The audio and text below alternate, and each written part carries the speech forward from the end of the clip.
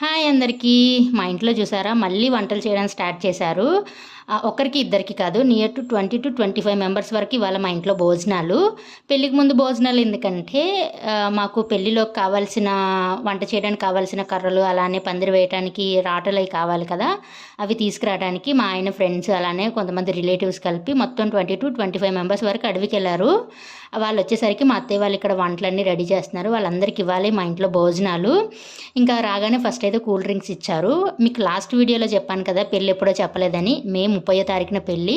నా సైడ్ నుంచి నా సబ్స్క్రైబర్స్ అందరూ రావచ్చు. నేను చెప్పాను మా ఇంట్లో నా సైడ్ నుంచి ఒక 1000 మెంబర్స్ అయినా వస్తారని, కానీ ఇంకా 1000 మెంబర్స్ అవ్వలేదు. ప్లీజ్ త్వరగా సబ్స్క్రైబ్ చేసేసుకోండి. మా బావగారి పెళ్ళిలో మనందరం కలుద్దాం, ఓకేనా?